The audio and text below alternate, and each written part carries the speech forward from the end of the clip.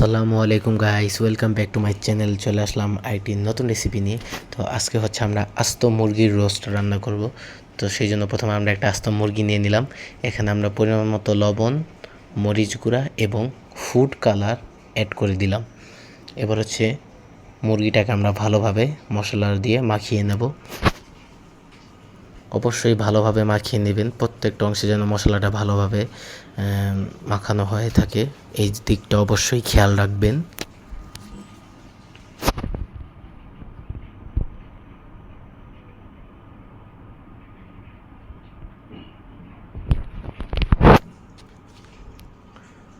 So আমাদের মাংসটা মাখানো হয়ে গিয়েছে।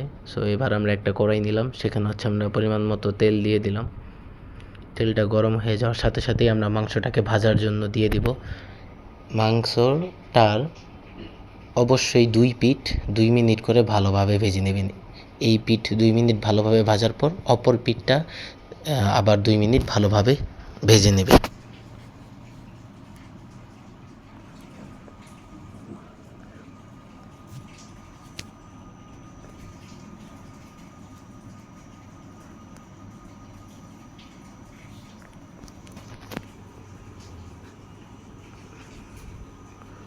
সো আমাদের মাংসটা ভাজা হয়ে গিয়েছে, মুরগির মাংস। তো এবার এটাকে আমরা তুলে ফেলবো এবং আমরা আমাদের পরবর্তী প্রসেসে চলে যাব। এখানে আমরা তেজপাতা, দারচিনি, লং, এলাচি দিয়ে দিলাম।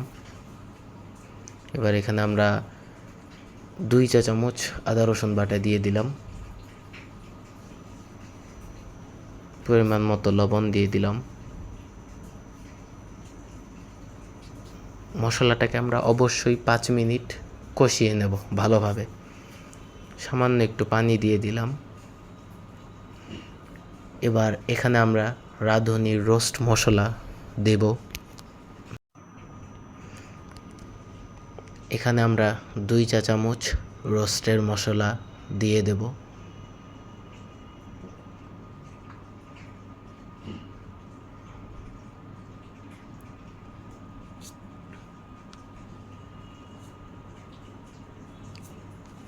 এবার টমেটো সস 1 চা চামচ দিয়ে দিলাম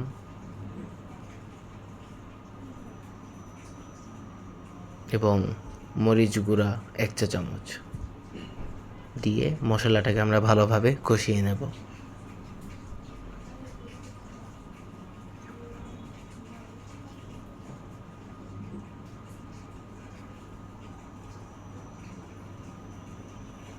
এবার এখানে আমরা টক দই দিয়ে দিলাম 2 চা চামচ, যেটা আপনার এই মশলাটাকে অন্য রকম একটা লেভেলে নিয়ে যাবে, খুবই ভালো লাগবে।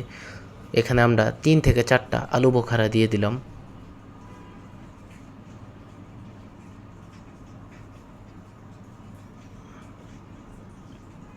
এবার হচ্ছে 5 থেকে 6 টুকরো কাঁচামরিচ দিয়ে দিলাম। এবার এখানে আমরা পেঁয়াজ বেরেস্তা দিয়ে দেব।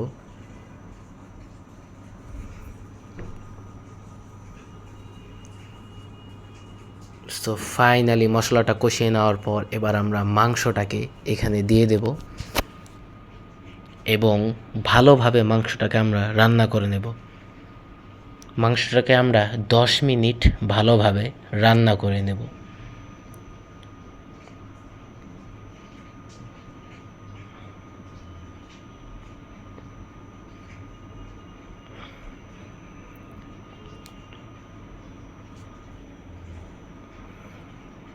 এবার এখানে আমরা 1 গ্লাস দুধ দিয়ে দেব।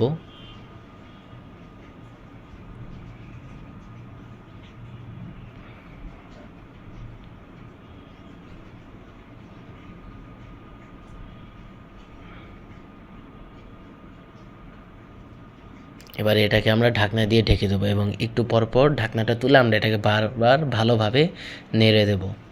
অবশ্যই ভালোভাবে এটাকে রান্না করে নেবেন 10 মিনিট। দেখতেই পাচ্ছেন কালারটা কত সুন্দর ফুটে উঠেছে এবং একটা দারুণ স্মেল আসতেছে।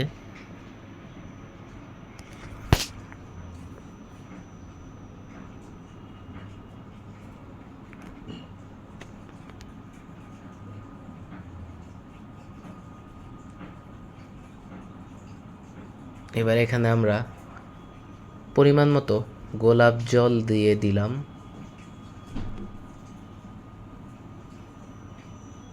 এবং সামান্য চিনি অ্যাড করে দিলাম পরিমাণ মতো।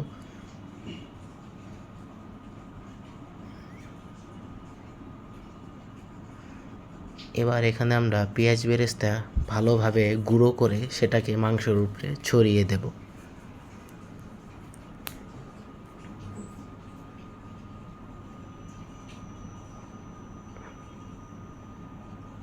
এবং ট্রাস্ট মি, আপনারা বিশ্বাস করবেন না, এই মাংসটা পুরো আমি একা খেয়েছি। অনেক টেস্টি ছিল এই আস্ত মুরগির রোস্টটা।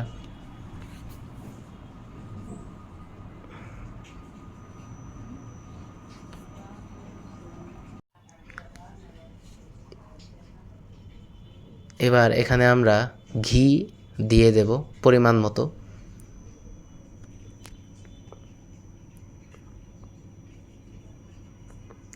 আবার যদি কখনো এরকম আস্ত মুরগির রোস্ট রান্না করা হয় এবং তখন আমি অবশ্যই খাওয়ার ভিডিও করে রাখবো।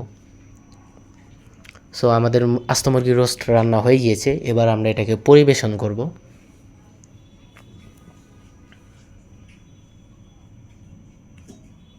দেখতেই পাচ্ছেন কত সুন্দর লাগছে এবং খেতেও এটা খুব টেস্টি ছিল। ভিডিওটি ভালো লাগলে অবশ্যই লাইক করবেন, চ্যানেলে নতুন এসে থাকলে সাবস্ক্রাইব করবেন এবং আপনাদের আত্মীয় স্বজন বন্ধুবান্ধবদের সাথে শেয়ার করে দিবেন। আপনাদের দোয়াই আমি ইনশাল্লাহ এগিয়ে যেতে পারবো। এই যে দেখতেই পাচ্ছেন আমাদের আস্ত মুরগির রোস্ট, খুবই সুন্দর লাগছে দেখতে। সবাইকে ধন্যবাদ, ভালো থাকবেন, সুস্থ থাকবেন, আমার জন্য বেশি বেশি করে দোয়া করবেন। আল্লাহ হাফেজ।